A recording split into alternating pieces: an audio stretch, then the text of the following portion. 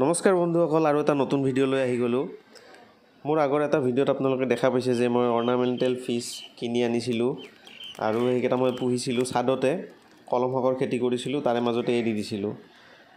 তো আজি মই আপোনালোকক দেখুৱাম ক'ৰ পৰা মই মাছ আনিলোঁ, ক'ৰ পৰা মই কিনিলোঁ মাছবিলাক। সেইটো ভালদৰে চাব ভিডিঅ'টো, আপোনালোকেও তাৰ পৰা গৈ মাছ কিনিব পাৰে। মই আজি আহিছোঁ ইউনিক পেটছ নামৰ এখন দোকানত। এই দোকানখন আছে লাচিত নগৰত। তো ইয়াৰ পৰাই মই মাছখিনি লৈ গৈছিলোঁ। তো আজি আপোনালোকক এই দোকানখনতে কি বস্তু পোৱা যায়, কি মাছ বা চৰাই চিৰিকটি কি ঘৰত পোহা কি বস্তু পোৱা যায়, এইখিনি আপোনালোকক দেখুৱাম মই। ইয়াতে বিভিন্ন ধৰণৰ বস্তু পোৱা যায়, বিশেষকৈ পেটছৰ কাৰণে, পোহনীয়া জীৱ জন্তু বা একুৰিয়ামৰ কাৰণে যিবোৰ মাছ থাকে সেইবোৰ সকলোবোৰ ইয়াতে পোৱা যায়। বিভিন্ন ধৰণৰ সুন্দৰ সুন্দৰ মাছ পোৱা যায়। আপোনালোকে দেখাই পাই আছে, ধুনীয়া ধুনীয়া মাছ আছে ইয়াতে। আপোনালোকৰ যদি একুৰিয়ামৰ চখ আছে তেনেহ'লে ইয়াৰ পৰা মাছ কিনি লৈ যাব পাৰে।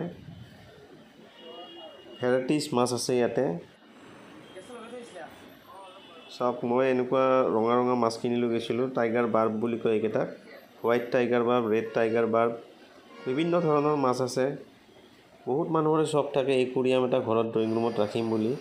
তো আপোনালোকে যদি তেনেকৈ একুৰিয়াম এটা ৰাখিম বুলি ভাবিছে, ইয়াৰ পৰা আহি এনেকুৱা মাছ কিনি ল'ব পাৰে। এইটো হ'ল গ'ল্ড ফিছ, খুব সুন্দৰ ফিছ। তো এই দোকানখন আছে বৰা চাৰ্ভিচ আৰু লাচিত নগৰৰ মাজত। ডাটা মেচন বুলি এখন দোকান আছে, তাৰ ওচৰতে আৰু। খুব সুন্দৰ দোকান, সকলো ধৰণৰ বস্তু পোৱা যায় পেটছৰ কাৰণে, পোহনীয়া জীৱ জন্তুৰ কাৰণে। আপোনালোকে ইয়াতে আহি কিনি ল'ব পাৰে। মই ইয়াৰ পৰাই মাছ কিনি লৈ গৈছিলোঁ। অৰ্নামেণ্টেল ফিছৰ অলপমান দাম আছে, তথাপিও ধুনীয়াও লাগে। তো আপোনালোকে যদি একুৰিয়াম এটা ৰাখিম বুলি ভাবিছে ঘৰতে, তো ইয়াৰ পৰা মাছ কিনি লৈ যাব পাৰে। খুব সুন্দৰ।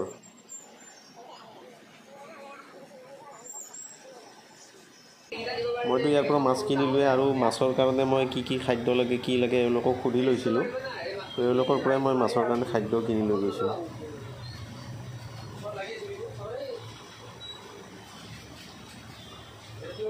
এইটো কিমান দাম?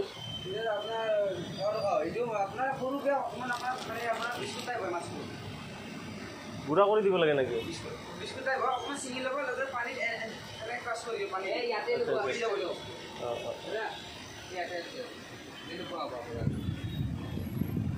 ভাঙি কিনে ন এটা কৰি এনেকৈ পানী দি দিয়ে, গুড়া কৰি দিলে হ'ল। তো বন্ধুসকল, আপোনালোকেও যদি লৈ যাম অৰ্নামেণ্টেল ফিছ কিনিব খোজে, ইয়াৰ পৰা কিনি ল'ব পাৰে। দোকানখনৰ নাম হ'ল ইউনিক পেটছ।